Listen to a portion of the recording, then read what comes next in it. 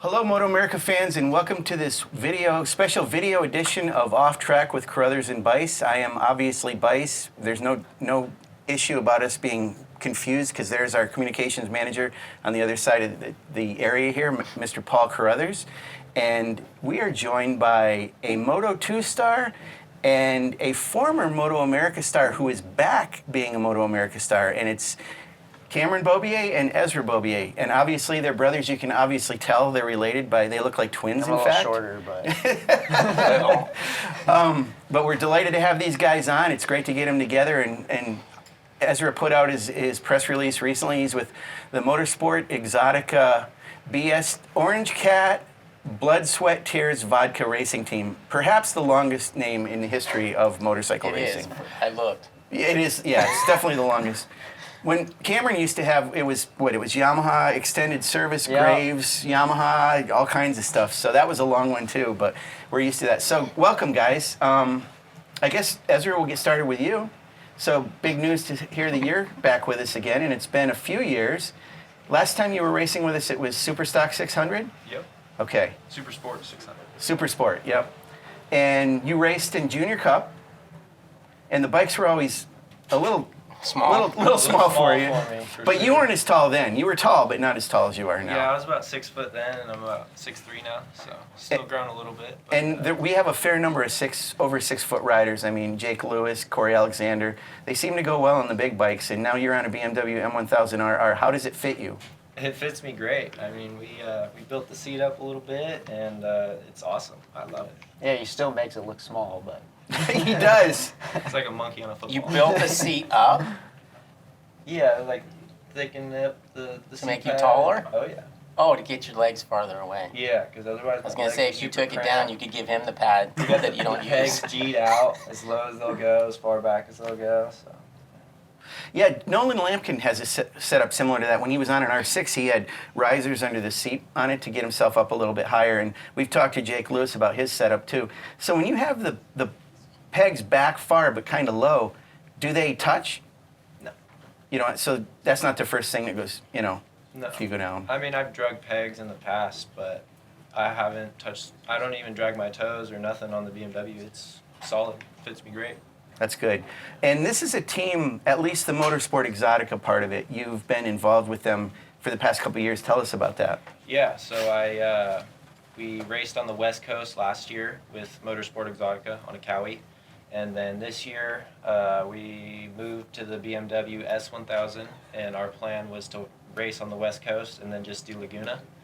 And in the beginning of February, everything came together for us to run our MotoAmerica program, and so we sold our S1000 and got upgraded to the M1000, and it's been a full team effort to get this thing together, and we're here, and it's happening. It's pretty crazy. So.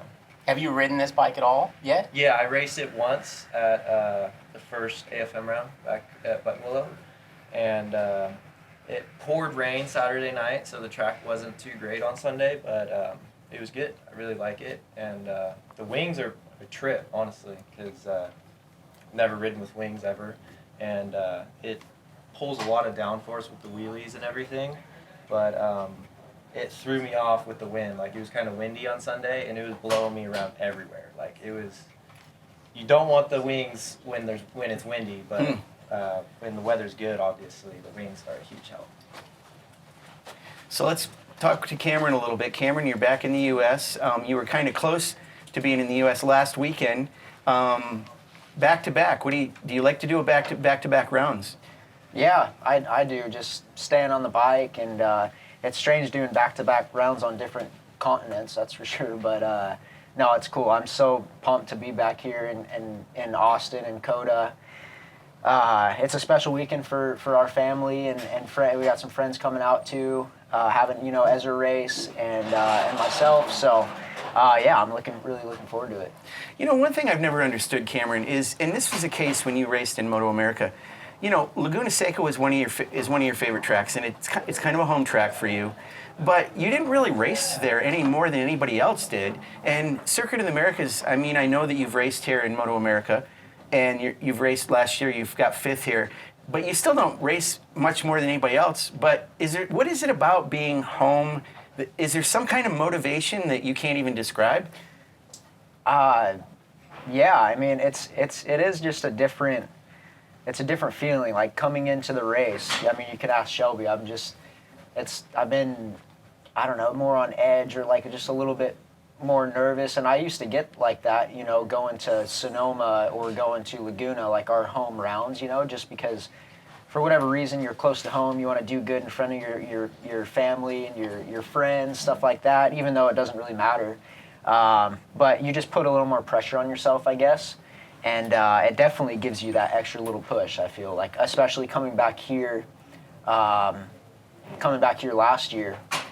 I knew that it was kind of like not necessarily make or break time, but I knew that track knowledge wasn't an issue. I've been around the track, you know, and and I knew that was the weekend that like I had no excuses basically. So luckily it worked out. We got a good solid top 5 and ended up, I feel like that just gave me like a little recharge going into the rest of the season because it just, I realized that I can run up front with those guys and stuff like that when the playing field's equal, I guess you could say, you know, in terms of track knowledge and stuff like that. So that definitely gave me a little jump. And then we went and had a pretty good round at Portugal at the end of the year, and didn't have the best ends of the year at Valencia, you know, with had a little bike problem, and I was, you know, struggled a little bit in practice and stuff like that. But I felt like we ended the year a lot better than that like mid-season slump I got in. Right. Now, the nervousness and the extra pressure, I mean, like you just said, with Laguna Seca and Sonoma, but it's always worked. You've always made that work, right? I mean, that it's Most always of the a time, positive. Yeah, So yeah. maybe we all need to go to Europe? Or I love that, yeah. Sean and I will. Yeah, absolutely. Now, I give you advice on the phone all the time, even though I have no right to because I don't know what the frick I'm doing either. But, like, I tell you, like, you have to qualify on the front 2 rows, which you know. How important is that here? I mean, you did it last year, and you led into the first corner. I mean, if you could get on the front row, you could lead into the first corner and maybe not overshoot it and actually, like... Yeah, no, right? yeah, So be is nice. that... I mean, is qualifying... I don't think that people realize how important it is because when you qualify, you know, 4th row back, there's a... First turn's a nightmare, and then also you find yourself 2 seconds behind after 1 lap. Exactly, like... Yeah, I feel like people don't understand just how important, being on those first few rows are, because, I mean, we're on the same bike. It's so competitive. It's incredible. There's been times I qualified 24th, and I'm not even a second off, you know. I'm less than a second off, and this was last year, and the field is so tight. Like, you're just trying to find a 10th here, a 10th there, and it's tough, and that makes it the way the format is too. You have to be top 14 out of practice to go into Q2, and you really, really want to be in the Q2 session without having to go to Q1 being outside the top 14, because Q1, I mean, sometimes, especially like when we're right after the MotoGP qualifying or practices, there's a lot of good rubber laid down, and there's just like that extra little bit of grip. And sometimes Q1 goes faster than you like, or they go just about as fast as the top 5 do in Q2, which is it's pretty tough once you get in Q1 to make it into Q2, is what I'm saying. So every practice pretty much turns into a qualifying after FP1. You get FP1, basically 40 minutes to, especially on a new track, to learn the track, figure out how your bike's working, if you need to change gearing, all that stuff. And then basically FP2, FP3 is a qualifying to get into qualifying. So definitely makes it tough, but I feel like other than last weekend, we were able to salvage it in last weekend going through Q1 to Q2, but the first 2 rounds, like, it was pretty solid. I've been more around the top 10 consistently in all the practices and stuff like that. A lot more regularly than last year. Last year I'd be 26th on Friday, and then slowly chipping away and getting there and like arrive up to speed mostly at most of the tracks by Sunday, but I'd be going crazy in the race, and sometimes I'd crash, sometimes it'd work out and I'd get like a top 10, and I feel like this year has been a little bit different, even though like I guess like on paper the results haven't looked a ton different, at the beginning of the year. They've just been right around the top 10, but I feel like I'm close to that like next step, and once I make that next step just into like the top 5 like regularly, I think that'll feel good. Now, free practice 1, it doesn't seem like it takes you a while to get going, and not even at tracks that you've been to, it takes you a little bit to get going. Don't you think it'd be really cool if you could be first in FP1 here? Because I think that makes a freaking statement, like you guys might as well pack your shit and go home, right? But if you're 12th in free practice 1, they're like, oh, fuck, whatever, it's Cameron, it doesn't matter if he's home. So why don't you go ahead and do that? All right, No, you should be the first 3 after FP1, or don't come back in. Okay, all right. Just go out the gate. Sounds good. I'll just go home. So seriously though, that would be, you could make a statement with that. Yeah. Is it hard for you just to get up to speed? I think you were kind of like that in MotoAmerica Superbike. You never like set the world on fire right away. The thing with this class is we all have one bike. If you go out and do something stupid and crash in the first 10 minutes of your practice, you're missing almost the rest of the 40 minutes or the rest of the 30 minutes. So for me, because I've made that mistake a couple times last year, and you feel stupid for 1, and it doesn't help you for 2. So for me, it works better if I just like kind of roll into it and get up to speed maybe a little slower. But I feel like after going to these tracks, after knowing these tracks a little bit better, obviously here I've raced here a handful of times. Hopefully it's a little different this weekend. And Sean alluded to it, I think, right away, but like, this hasn't been like one of your tracks. I mean, it's right. Just, yeah, it's funny because I've done like a handful of interviews going into this track last year and this year, and they're like, oh yeah, what is it about this place? Do you love this place? And I was like, I mean, not really, like the tracks are like, the track is cool. It's a very technical track, and it's pretty tough to learn. But I've always kind of struggled here, on Superbikes. I mean, Tony he beat me a lot here. Roger, this hasn't been one of my best tracks on the MotoAmerica calendar. But I guess now it kind of is, it's just racing back in America and in front of everyone. It just, especially just being away from home. All you guys know I'm a homebody. I don't like, once I'm home, and I don't like, traveling or nothing like that. So we need to get Sonoma homologated. Yeah, that's right. So I forgot what I was going to say, but I'll remember here in a minute. But go ahead, Sean. Well, so I want to ask you about this track. So obviously last year there was a lot of talk about it being bumpy. Oh, go ahead. Last year was bumpy. I was going to ask you that. Interrupt, I know. I wanted to interrupt him because he talks too much anyways. But like last year was bumpy, and this year the bumps are gone. Did it help you that you knew where the bumps were or not?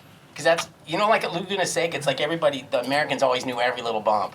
And it helped. Well, it's funny you say that because I don't know if the track got bumpier last year compared to previous years we were here, or it's just like the chassis we're on, because there's so much more stiff and rigid. You feel everything, and I could not believe like how rough it was last year. So I think it's pretty awesome that COTA, put everything together to get the place repaved. And NASCAR is here a couple weeks ago, and supposedly it's a lot better. They said it was, yeah. Well, you could go around in your rent-a-car and think it's a lot better. Yeah, but dude, to be honest, like to be able to race in the States and stuff in MotoGP, I will race anywhere. Like I don't care. Like I'll be happy with it no matter what. Go ahead, Sean.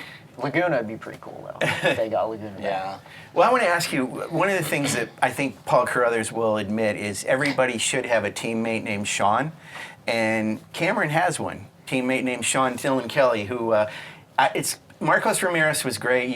I know you thought a lot of him as well, but what's it like to have Sean on the team now and work with him? I mean, is he soaking up things you're telling him, or do you guys just keep your own game separate, or how do you work? I'd say we like, when it comes to when it comes to the weekend and racing and stuff. We kind of do our own things, but he's awesome. Like it's really cool to have like another American over there, and he's super friendly, super cool. It's funny because we've like, we built a good friendship, but I didn't really know him much back here when I raced in the States. You know, like if I saw him, I'd wave at him, he'd say what's up, but I didn't really know him that well. So yeah, it's been cool to like get to know him and joke around and just travel the world with like another American, and it's really cool. And I feel like for him, it's been a really good transition getting back into that paddock, because he raced Rookies Cup for a few years. He knows the tracks. He speaks Spanish, which really helps. Yeah. And he's only 19, 20, so he's got a lot of talent, and I think he's got a super bright future. Yeah. It's funny. Well, I don't know if it was when we had him on the podcast or just talking to Garrett, but Garrett Gerloff we talked to, who's been hanging out with Sean a little bit too. And he said Sean was so excited at the beginning of the year. He could not wait to go, and he was just really all about it. And I'm sure now he's kind of calmed down a little bit. I mean, I know first couple sessions he was doing pretty well there, but now it's kind of like back where you might expect him to be. It's good. It's good for me too, because he brings so much just like energy, like positive energy and excitement, and like at times when I'm struggling, and obviously I went through, last year and definitely had more lows than highs.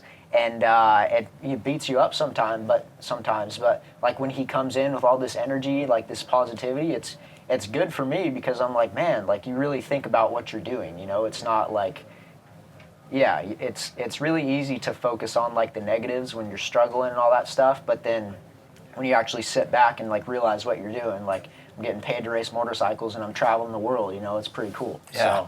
So you definitely gotta change your mindset sometimes, for me. Yeah. Right. So you've been home for a little bit, and Ezra, I'm going to ask you about this. I see on Facebook a lot your dad, Jeff, puts both your dad, sorry. I don't mean just your dad. I know, you do kind of look like him too. But anyway, he posts about Area 97. Yep. And I know moto is pretty important to training. Can you talk about that? And then Cameron too. I mean, when you come home, obviously you probably go out there too. But do you spend a lot of time on that track? Yeah, it's not really moto. It's more of like TT style turn track. Yeah. Yeah. No, I have like a little 150R, and I have a knobby front, and like a European street rear tire, and just teaches you throttle control and just how to be perfect and hit your marks every lap. And it's awesome. We love it. It's he's on a cheater bike though, full cheater he bike. deserves it. Look how big he is. That's the excuse. Oh, I'm way big. I'm too big. Yeah, but he's on the full cheater bike. It's like the air or the liquid or water cooled 150, the race 150, and oh my gosh. You're on a stalker. Yeah, I don't even like ride. He smokes me. Is that track set up for that style, that size CC of bike, and that? Yeah, it's that's just like the way to do that's it. like as big as you want to go. Any bigger, like they used to ride like fully dirt track 450s out there. Right. But you have to have the track, like you have to put so much into the track and have it absolutely perfect for it to actually work on a full dirt tracker like that. It's really hard to keep like the moisture level right, like because it's too wet, and then it'll dry up just like that, like you have such a short window to ride when it's good. But it's fun, man. Like we go ride motocross together, and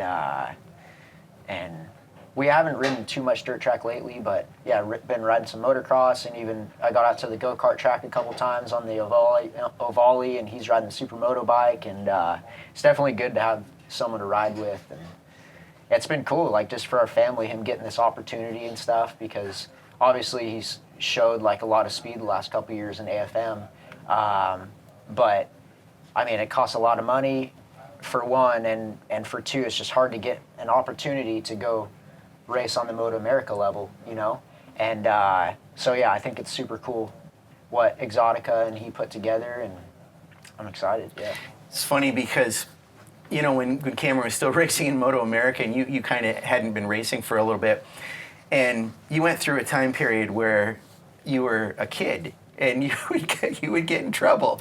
And I would talk to Cameron, and I'd feel bad, and I'd be like, what did he do now? And he'd go, oh man, that dummy.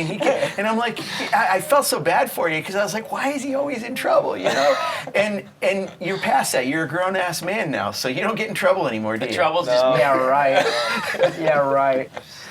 Yeah, dumbass teenager. What do you do, Ezra, aside from racing? I mean, you have a job, obviously, right?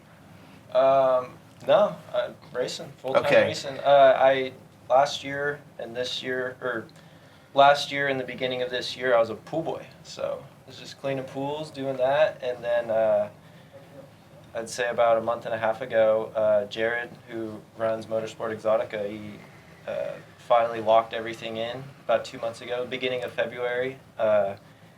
He was like, "Hey, man, like, quit your job. We're going racing. Wow. We're doing this." And Orange Cat Racing stepped up big time, and same with Blood, Sweat, Tears Vodka. They both stepped up big time and made this happen for us. So. You know, it's pretty rare in the paddock. A lot of guys have these jobs, you know, and it's good that you've got that. Yeah. So the pool boy thing, I want to get back to that. Is it like it, depending on what movies you watch, but is it like in the movies or not? Well, so I was in the winter time, so everyone was kind of hibernating. It wasn't everything you would think it would be. It wasn't like Hot Housewives around the pool all day.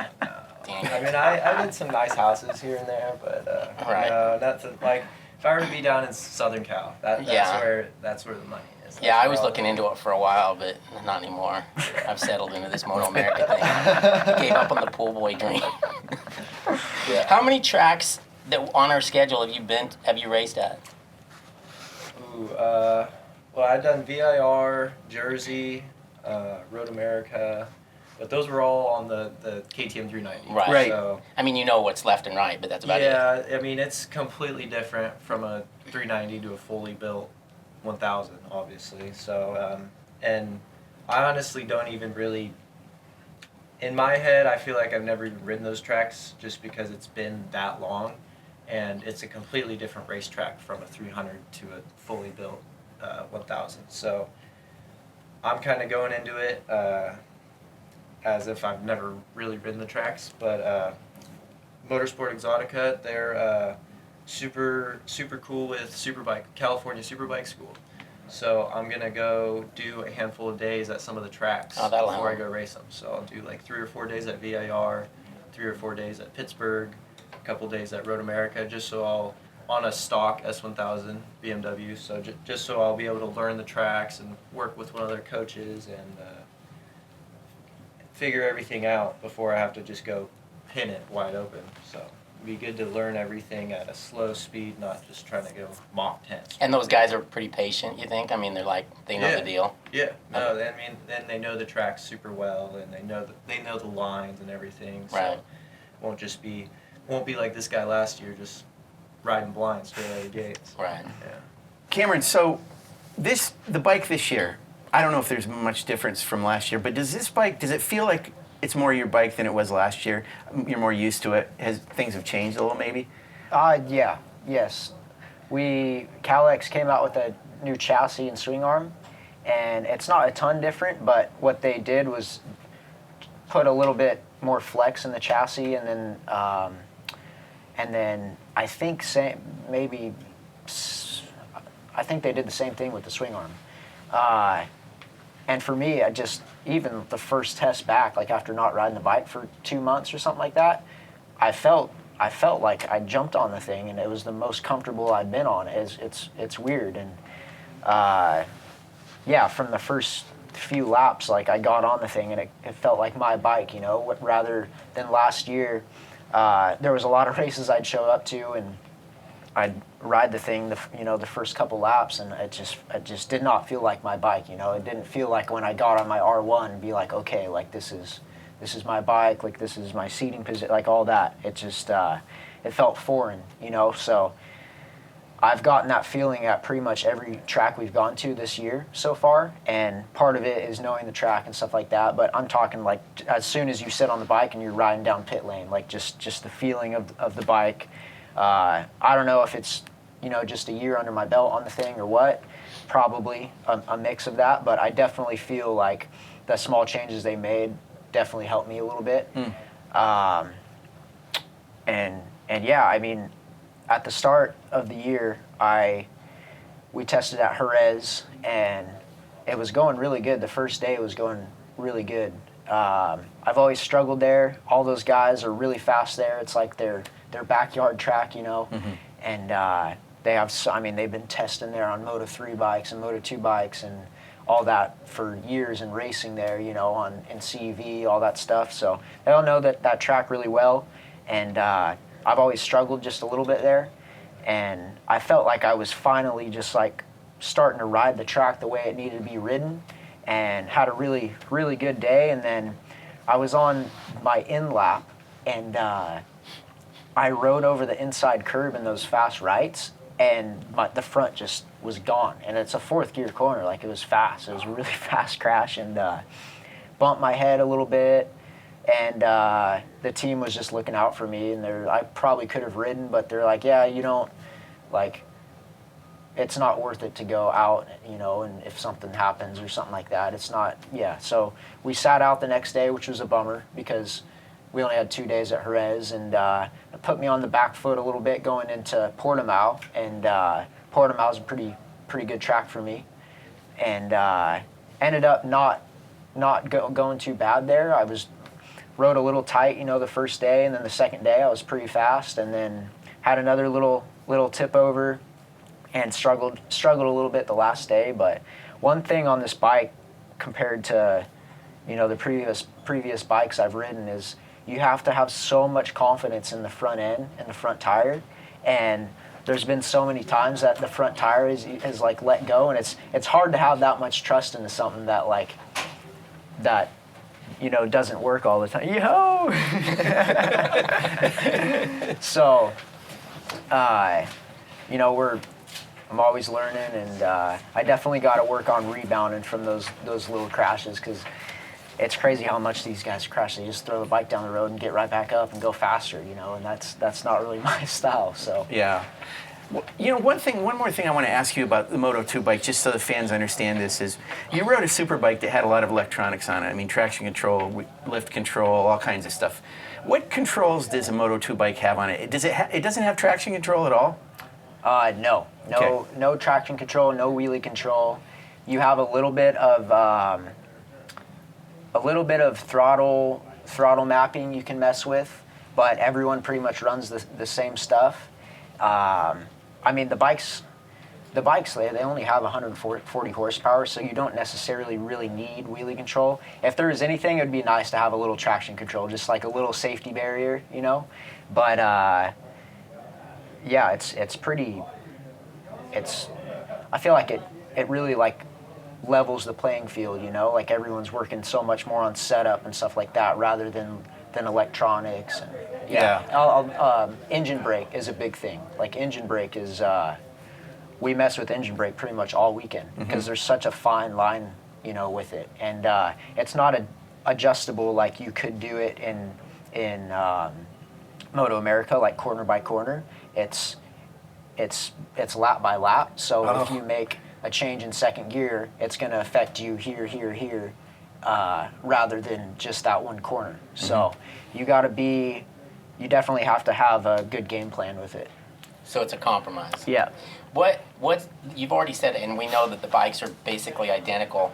Where does a guy that's first versus a guy that's 10th, where is he making that difference? Is he just closing his eyes? I'm still trying to find that out. Because the whole setup thing's just got to be based on traction, right? I mean, that's what you're looking for, is the feel of the... and traction, turning, and it's funny too, because if you go down the pit lane and look at the bikes, there's a lot, like they're the same bikes, or like Kalex, you know, like the majority of people are on Kalex chassis, and it's pretty crazy how different some of the bikes look setup-wise. Like, some are taller, some are lower, some have shorter swing arms and all that stuff, and it's so easy as a rider to get wrapped up in that and be like, oh, like if I had something like that, you know, or if they have running a different swing arm, oh, maybe if I run that swing arm, like it'll work better for me, or if my bike's a little taller, maybe that'll work better for me, and all that stuff. But you really have to just do your own thing and work with your crew and just focus on yourself. And it's so, like I said, it's just so easy to get out of that bubble and think like that. So. All right, one last question, and then we got to wrap this up. But so, is the new bike close enough to the old bike that you can roll out of the pits here on Friday with the setup from last year's bike? Yes. So you'll start with where you ended. Yes. Yep. Perfect. Yep. I can't imagine not being see. first, second, or third in the first session then. Can you guys? No pressure. All right, Sean, you want to wrap it Yeah, up? let me just wrap it up. So I just want to let you guys know. So we from MotoAmerica's point of view, we have 2 Superbike races this weekend. Medallia Superbike. The one on Saturday is at 5 o'clock. The one on Sunday is 3:45 to 4 o'clock. But the most important thing for you guys to know is it's on FS2 at 10 p.m. Eastern. Both races, so Saturday night and also Sunday night. So great way to end your evenings both days by watching Medallia Superbike and seeing this guy, Ezra Beaubier, making his debut in that class. And obviously you'll be able to watch Cameron as well. Also, Live Plus, our live streaming subscription service, you can watch all of our practices, everything going on, not only here, but the rest of the season. So, thanks for joining us. Thanks, you guys, for being on with us. Terrific to have you. Yeah, thanks for having us. Good luck.